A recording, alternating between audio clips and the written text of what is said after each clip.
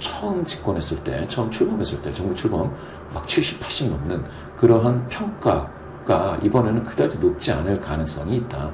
이 얘기는 국정 운영의 추진 동력이라고 했을 때는 보통 이와 같이 국민적인 지지도를 생각하지 않을 수가 없는데, 과거에는 보수 대통령이건 아니면은 민주당 대통령이건 간에 조금 이렇게 초반에는 밀어주는 맛이 있었는데, 이제는 그런 시대가 지나갔다 이렇게 봐야 될 것 같아요.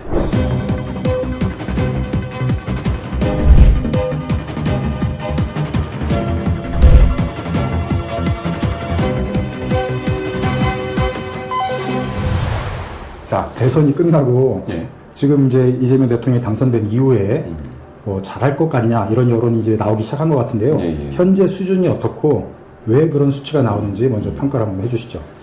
보통 국정수행 평가가 있는데 국정수행을 아직 많이 한 게 아니어서 평가를 하기는 좀 어렵고요. 그러면 얼마나 잘할 것 같으냐 또는 뭐 잘못할 것 같으냐 이런 전망 여론조사가 나오게 됩니다. 전망 여론조사가 나오게 되는데 그게 바로 이제 정부 출범한 이후에 직후에 이제 조사한 걸 따지면 한국 갤럽 조사에서는 이재명 대통령과 관련해서 아직 나오지 않았는데 과거에 문재인 전 대통령 같은 경우에는 집권하자마자 조사했었을 때 80% 후반대가 나왔어요. 87, 88 이 정도 나왔습니다. 그러니까 굉장히 높은 수치로 나왔죠. 그리고 나서 윤석열 정부가 시작이 되면서 윤석열 대통령과 관련해 가지고는 정부 출범 직후에 얼마나 잘할 것 같으냐라고 했을 때 한 60 정도 나왔습니다. 많이 떨어졌죠. 88에서 60이니까 격차가 큰데. 당선 직후에 이제 기대감 조사로 따졌을 때. 예, 출범 직후입니다. 출범 직후. 출범 직후. 이번 대통령은 이제 아직 안 했고요. 이번 주말 정도에 나올 건데, 그렇게 기대감 조사, 그러니까 전망이라고 하죠. 전망조사 같은 경우에 한국갤럽에서 문항이 이제 앞으로 5년 동안, 그러니까 이 대통령 임기 중에 얼마나 잘할 것이냐 이렇게 묻고 있습니다. 그랬을 때 문재인 전 대통령 시기까지만 하더라도 상당히 전망 수치가 높았죠. 41% 득표였거든요. 문재인 대통령이. 그런데 잘할 것 같으냐라고 했더니 88%가 잘한다고 그 득표 이상의 더블 이상의 그렇죠. 기대감을 그렇죠. 보이는. 그러니까 다른 투표를 안 했거나 아니면 다른 후보를 찍은 사람들도 아유 잘할 거다. 어떤 격려의 의미에서 그렇게 응답을 해주던 때가 있었는데, 윤석열 대통령 당선 이후부터는 이게 진보 보수, 그러니까 어느 후보를 찍었느냐에 따라서 굉장히 크게 갈립니다. 그래서 전망도 예전처럼 격려하는 의미에서 좋게 전망을 해주지 않고 제가 찍은 후보가 낙선을 했으면 여론조사에 응답을 안 하는 경우도 있지만 응답을 했을 때 상당히 잘 못할 것 같다라는 아주 굉장히 냉혹한 평가를 하기 시작을 했고요. 이재명 대통령이 얼마나 잘할 것 같으냐라는 그러한 문항에서도 지금 리얼미터는 결과가 나왔습니다. 58 나왔거든요. 58 정도 나왔으니까 60이 안 되는 거죠. 그런데 리얼미터 조사에서 윤석열 전 대통령도 50% 초반이었습니다. 리얼미터 조사에서요. 리얼미터 기준으로 봤을 때. 그러면은 리얼미터도 같은 현상이에요. 윤석열 대통령부터는 이게 진영과 갈려 있어서 내가 찍은 대통령이 아니라면 그러면은 좋은 평가, 좋은 전망을 안 해주는 거죠. 그리고 나서 이번 대통령, 이재명 대통령도 50% 후반인데 이 윤석열 대통령보다는 좀 더 높은 비율이 됐다고는 하지만 그 전 대통령이 70%였었는데 그거와 비교하면 상당히 낮은 수치가 나왔습니다. 60이 안 되는 거죠. 그런 의미에서 본다면 이번 주말에 이제 한국갤럽에서 비슷한 조사가 나올 텐데 한국갤럽 전화면접 조사에서도 아주 높은 비율로 긍정 전망이 나오기는 쉽지 않아 보인다. 이렇게 보이고요. 이 긍정 전망이 이렇게 높지 않을 때에 나타나는 현상은 과거 대통령이 처음 출범하게 되면 허니문 기간이라고 해서 한 1년 정도는 상당히 대통령과 관련돼서 좋은 언론의 좋은 평가, 좋은 스포트라이트 그렇게 비춰지면서 상당히 화려하고 또 나름 뭐랄까요, 점잖은 모습들 이런 것들을 많이 내보내줬는데 과연 그렇게 될지 모르겠어요. 이번 대통령 관련해서도 김문수 후보라든지 이준석 후보를 찍은 절반의 국민들은 이번 대통령을 좋게 평가하지 않을 가능성이 없지 않아 있습니다. 그러니까 진영의 프레임으로 그냥 대통령의 국정을 재단하고 평가할 수도 있게 되기 때문에 그러면은 예전처럼 처음 집권했을 때, 처음 출범했을 때, 정부 출범 막 70, 80 넘는 그러한 평가가 이번에는 그다지 높지 않을 가능성이 있다. 이 얘기는 국정 운영의 추진 동력이라고 했을 때는 보통 이와 같이 국민적인 지지도를 생각하지 않을 수가 없는데 과거에는 보수 대통령이건 아니면은 민주당 대통령이건 간에 조금 이렇게 초반에는 밀어주는 맛이 있었는데 이제는 그런 시대가 지나갔다 이렇게 봐야 될 것 같아요. 당선 이후에도 조금 진영 간의 그 그렇죠. 대결 양상이나 여론도 크게 변하지 않는 그런 모습을 현재 최근 들어서 보이고 있다. 맞습니다. 자, 그렇다면 이제 앞으로 행정부 역할들을 본격적으로 하고 난 다음에 이제 또 저 지지율 조사 같은 게 이제 본격적으로 벌어질 텐데 이후의 추세는 조금 올라갈 걸로 보시는지 어떻게 보시는지? 이 대통령 지지도는 결국 5년 차까지 가면은 아주 미세하게나마 떨어져서 밑으로 떨어지게 됩니다. 심지어는 뭐 20%대, 10%대도 나오고 그런데 이제 문재인 전 대통령이 30% 중후반 평균 정도 정권 후반기에도 예. 마지막까지 그걸 유지했어요. 30% 후반 또는 40도 이제 40 정도도 나왔으니까 나쁘지 않았죠. 그런데 그렇게 따지면은 그 지지도라고 하는 게 이제 사실은 평가인데 평가조사에서 얻는 그 긍정률, 긍정평가율을 좀 좋게 만들기 위해서는 사실은 대통령만 할 수 있는 게 있습니다. 외교 문제. 문재인 전 대통령 같은 경우 잘 생각해 보시면 코로나를 뭐 K-방역이다 해서 잘 막고 그리고 나서 미국에 가서 미국에도 방역 물품을 지원해서 보내준다든지 했었고요. 기억하시겠지만 그 몇몇 그 캘리포니아 주였나요? 주와도 협조가 잘 돼서 그 주지사를 통해서 보낸다든지 했었고요. 그러다 보니까 당시 바이든 대통령과 마지막 회담을 하면서는 미사일 사거리 제한을 풀어버렸습니다. 그런 어떤 성과도 있고 하면 당연히 좋아집니다. 저는 이재명 대통령 같은 경우에 지금 경제가 너무 안 좋으니까 경제 문제를 해결한다든지 또는 굉장히 그 수건 과제가 교육이나 부동산입니다. 이런 건 대통령들이 모두 다 성적이 잘 안 좋습니다. 이런 부분에서 아주 실마리를 풀어서 해결을 한다든지 아니면 외교 문제도 지금 잘 아시다시피 트럼프와의 어떤 통상 문제가 있죠. 그리고 전쟁이 두 군데서나 있는 상황이기 때문에 그런 상황에서 대외에 지금 환경이 되게 안 좋죠. 그런 것들을 풀어낸달지 아니면은 뭐 지금 윤석열 정부 때 중국이라든지 북한 또 러시아와의 관계가 그다지 좋지 않았는데 그거를 뭐 잘 풀어서 경제적인 성과로 연결한다든지 이런 것들이 되면 상당히 좋을 것 같아요. 또는 뭐 일본과도 지금 해묵은 갈등이 있는 거고요. 그 갈등 때문에 안 보이는 것도 있습니다. 가령 제출 광고 개발이라든지 이런 것들이 일본하고 협의가 돼야 되는데 지금 그런 게 실마리를 잡고 있지 못한 부분들이 있습니다. 그런 부분을 개발을 해서 경제적인 부분에 굉장히 좋은 충격을 줘서 아주 활성화가 되고 일자리가 늘어나고 이러면은 당연히 좋아질 수밖에 없습니다. 자, 그러니까 이제 정리를 하면은 윤석열 대통령이 당선된 이후부터는 약간 진영 간이 좀 대립이 되면서 이후에 대통령 당선 이후에도 지지율이 조금 반등하지 못하는 그런 양상이 지금 이재명 대통령 딱 당선 이후에도 지금 나타나고 있는데 앞으로 지지율을 계속 올리고 또 전망을 좋게 하기 위해서는 일단 경제 문제, 그다음 외교 문제, 그렇죠. 이 부분을 잘 해결을 하면 올라갈 가능성은 있다. 그 다음에 내치에서 이제 교육하고 부동산은 항상 풀어야 될 과제니까. 잘안 되죠. 그런 부분에서 좀 성과를 낸다면은, 과거와 같은 또 역대 그 대통령들이 잘했을 때 높은 지지율을 받는 그런 것들을 만들어낼 가능성은 있다. 있습니다.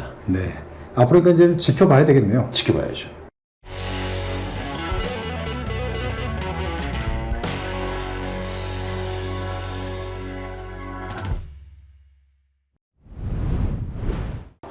국힘으로 가가지고요. 예. 국힘 같은 경우에 지금 뭐 대선 패배 이후에 지금 혼란한 상황을 겪고 있는데 이제 당권을 누가 쥐냐 이 문제 가지고 사실 대선 전에도 좀 갈등이 빚어졌잖아요. 현재 상황으로 보면은 뭐 김문수, 한동훈 양 후보 중에 누군가가 되지 않을까라는 그런 여론들이 많은 것 같은데 실제로 어떻게 전개될 걸로 보시는지 좀 전망을 한번 해주시면 어떻습니까? 글쎄요. 만약에 김문수 전 장관이 이제 후보도 했기 때문에 도전을 한다면 좀 더 유리하죠. 좀 더 유리하고 한동훈 전 대표 같은 경우에도 연부역강하고 굉장히 좋긴 한데 조직력에서 어떨지 모르겠습니다. 이게 그리고 사실은 누가 당대표가 될 것이냐의 문제보다도 사실 당을 얼마나 쇄신할 수 있느냐의 문제인데 그게 쉽지가 않아요. 41%라는 이번에 지긴 졌지만 40%가 넘었단 말입니다. 이게 굉장히 큰 겁니다. 그건 뭐냐면은 이 당이 아직 죽지 않았다. 그러면 아직 더 할 수 있다. 이런 느낌을 많이 주죠. 그러다 보니까 쇄신보다는 지금까지 했던 대로 가자라는 목소리가 더 크게 나올 거예요. 그렇게 되면은 이건 어떻게 보면 국민의힘으로서는 좋은 건 아닙니다. 한번 쇄신을 해야 돼요. 근데 지지도가 완전히 밑바닥으로 빠진 상태에서 올라오면서 쇄신을 하면 그럼 인적 쇄신이라든지 여러 가지 할 수가 있죠. 가령 비교를 한번 해보시면 2017년에 졌죠. 그때도 비슷한 그 조기 대선으로 패배했습니다. 근데 그 자유한국당이죠. 당시 자유한국당 후보인 홍준표 후보 24% 얻었습니다. 당선했던 문재인 후보 같은 경우는 41%를 얻었죠. 격차가 상당히 낮지만 그런데 그 3위 후보가 안철수였어요. 안철수가 거의 안철수도 20%대였죠. 그 다음에 유승민이 6%대, 심상정이 6%대 이렇게 됐었는데 그러면 20%대 두 개의 정당이 있었고 그 중에 국민의힘 25 먹었는데 이게 되게 저조한 성적입니다. 저조한 성적인데 여기서부터 일어났기 때문에 그나마도 여기까지 올 수 있었는데 지금은 40일이에요. 그러면 뭐냐면 이대로 그냥 쭉 갈 수가 있어요. 그러면 쇄신이라든지 이런 것들을 하기가 쉽지가 않습니다. 그러니까 뭐냐면은 이미 주어져 있는 먹거리가 있으면은 사람들이 그걸 같이 서로 먹겠다고 서로 이제 뺏으려고 하죠. 그냥 아예 먹거리가 잘 없어. 이래버리면 그러면 밖에 나가서 농사 지어야 되지 않습니까? 네. 그러면은 더 강하게 쇄신을 하고 노력을 하는데 지금 41%라는 김문수 후보의 득표율이 사실상 상당히 높은 득표입니다. 그렇기 때문에 쇄신을 오히려 막을 수도 있다. 지금까지 하던 대로 그냥 할 수 있다. 그게 뭐냐면 친윤계도 할 말이 있다. 친윤계가 지금까지 뭐 41을 얻었는데 라고 이야기할 수도 있습니다. 그렇게 되다 보면 윤석열 전 대통령과의 어떤 뭐 절연까지 얘기 나왔었잖아요. 절연 정도 수준의 그렇게 거리두기를 하고 나서 미래 비전을 위해서 완전히 인적 쇄신을 하겠다. 이런 거는 쉽지 않아요. 41% 때문에. 차라리 이게 30% 초중반이었다면 그러면 얘기를 할 수가 있어요. 그러면 리더를 바꾸자, 인적 쇄신을 하자, 노선을 한번 바꿔보자, 비전을 다시 한번 제시해보자, 만들자 이런 얘기가 될 수가 있는데 지금은 그런 목소리가 힘을 받기가 어렵습니다. 그런 의미에서 그러면 당권을 누가 지느냐? 김문수 후보가 당권을 쥘 확률이 높다라고 저는 보는 거죠. 그러면은 대선의 지지율 퍼센티지를 봤을 때 그 비슷한 예가 2022년 자 이재명 후보가 졌죠. 0.73%포인트니까 굉장히 미세하게 아주 미세하게 석패했습니다. 그리고 나서 곧 이어지는 두 달 후에 있던 지방선거도 이재명 패배했지만 이재명 후보가 그 지방선거를 이끌었습니다. 그 추세가 이어진다고 보시는 거네요. 그렇죠. 그리고 나서 비대위가 우상호 비대위 이후에 당대표로 뽑을 때 이재명 당대표가 됐죠. 비슷하게 될 걸로 예상합니다. 제가 봤을 때는 따라서 차라리 2017년 대선 문재인 41, 그 다음에 홍준표 25 이렇게 얻었을 때처럼 낮은 지지도가 나왔다면 그러면 쇄신하기가 좋죠. 그러면 새로운 인물들이 등장할 텐데 지금은 그런 상황은 아니다. 이렇게 보셔야 될 것 같습니다. 지금 상황에서 이제 국힘에서는 새로운 어떤 후보가 나오기도 어려운 상황이잖아요. 그렇죠. 그러면 있는 후보들 중에서가 누군가 된다고 보는 게 합리적인 거잖아요. 맞습니다. 그러면은 그 중에서도 현재 상황에서는 이제 우리 김 대표가 전망하실 때는 김문수 그 대선 후보가 당대표에 당선될 가능성이 현재 상황에서는 높아 보인다. 높아 보이죠. 네. 그러니까 앞으로도 이제 추이를 봐야겠지만 여전히 김문수 후보의 행보를 보면 그렇죠. 당권 지금 대표 지금 후보 준비하는 것 같아요. 그렇죠. 그러니까 그런 그 근거에 인해서 그런 움직임을 보인다고 봐야 되겠네요. 물론입니다. 자, 그러면 이제 개혁신당 쪽으로 가세요. 이준석 후보 같은 경우는 개혁신당이 목표로 했던 득표를 지금 얻지 못했잖아요. 막판에 여러 가지 이제 변수들이 작용했다고 이제 해석들을 많이 하는데 앞으로 개혁신당 그다음에 이준석 후보의 미래는 어떻게 전개될 거로 전망하시는지. 일단 이제 몇 가지가 있는데 그 3차 토론 때 어떤 논란이 됐던 내용 때문에 지도가 빠졌다고 하는데 그건 지도가 빠진 게 아니고 지도의 확장성이 막혔다 이렇게 봐야 될 거고요. 지지도가 빠진 이유는 잘 보시면은 그 논란 때문에 지도가 빠지면 그 표는 권영국이나 이재명한테 가야 맞죠. 그런데 보시면은 김문수한테 갔습니다. 그건 뭐냐면 사표 방지 심리를 자극한 국민의힘 김문수 후보의 캠페인이 성공했기 때문에 이준석 쪽의 표를 좀 가져온 거라고 봐야 됩니다. 따라서 제가 봤을 때는 이준석 후보가 8% 얻은 게 그러면은 지금 뭐 두 자릿수 못했기 때문에 너무너무 어렵고 힘들 거다라고 생각하실 수 있는데요. 꼭 그렇지도 않아요.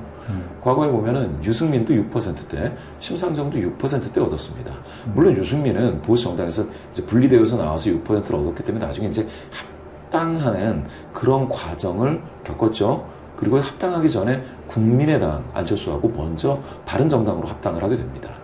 예, 그 과정에서 최종적으로는 이제 미래통합당으로 합당을 해서 2020년 총선을 치르게 됐는데, 그런데 심상정 후보 같은 경우에는 6%의 득표를 했죠. 그런데 당 지지도는 그 이후 2018년에 15%까지 올라갑니다. 여러 조사 기관에서 10% 중반까지 가는 경우가 있었거든요. 그렇게 따진다면 이준석 후보의 지금 8%가 굉장히 약하고 낮은 그런 지지도냐 득표율이냐라고 봤을 때에는 그렇지 않을 수 있다. 앞으로 어떻게 하느냐에 따라 더 높아질 가능성도 있어 보인다는 것입니다. 다만 이준석 후보가 조금 더 전 연령대, 그러니까 전 계층 그리고 전 성별 이렇게 좀 신경을 좀 써서 통합적인 정치를 해야, 그래야 나머지 두 자릿수 되고, 그리고 나서 앞으로 보수 진영 되지 꼭 보수만 얘기할 거는 아니죠. 정치권 전반에 있어서 어떤 정계 개편의 중심축이 되기 위해서는 그러면은 전체 국민을 아우르는 그러한 정책과 메시지가 필요한 거죠. 네. 예. 지금 이제 뭐 의원 제명 뭐 국민청원 같은 경우는 엄청난 숫자들이 지금 뭐 같이 가세하고 있는 그런 형국인 것 같은데, 그런 요소들은 이준석 후보가 앞으로 그 정치 행보 움직일 때 좀 걸림돌로 작용하지는 않을까요? 걸림돌로 작용하죠. 그래서 이준석 의원은 사실 이제 나이가 조금 청년에 가까운, 물론 40세가 넘었기 때문에 출마를 한 거지만 가까운 나이이기 때문에 앞으로 얼마든지 좀 더 국민 통합적인 메시지, 정책 이런 것들을 내서 지금까지 있었던 그런 어떤 논란을 이겨내고 극복할 수 있다라고는 생각을 합니다. 다만 그거는 자신이 어떻게 하느냐에 따라서 다른 거기 때문에 뭐라고 말을 할 수가 없어요. 지금 갈수록 전 세계가 대한민국뿐만 아니고 자꾸 어떤 지지하는 계층과 아닌 계층을 좀 나눠서 그런 어떤 그 균열 구조라고 하지 않습니까? 그런 균열 구조에 의존적인 정치가 되게 많아요. 그렇기 때문에 이준석식 그 최근의 정치도 이해가 안 가는 것은 아니지만, 그렇지만 국민 통합에 기여한 정치로 탈바꿈해야 좀 더 많은 지지를 얻을 수 있을 거라고 봅니다.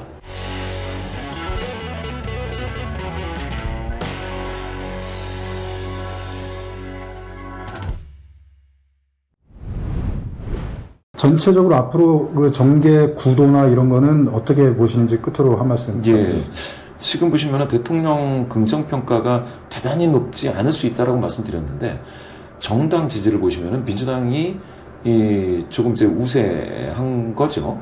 우세. 지금 어떻게 나왔느냐. 리얼미터가 에너지신문의 의뢰를 받아서 지난주 조사를 한 결과에서는 조금 우세하게 나왔습니다. 전반적으로도 다른 조사 중에서는 국민의힘이 우세한 결과가 지금 나오지 않고 있다는 점. ARS로 1000명 가까이 1000명 조금 넘게 조사를 했습니다. 5.5명 플러스 3.1%포인트고요. 더 자세한 사항은 중앙선거여론조사심의위원회 홈페이지를 참조하시면 되는데요. 격차가 한 두 자릿수 격차예요. 10%가 좀 넘었습니다.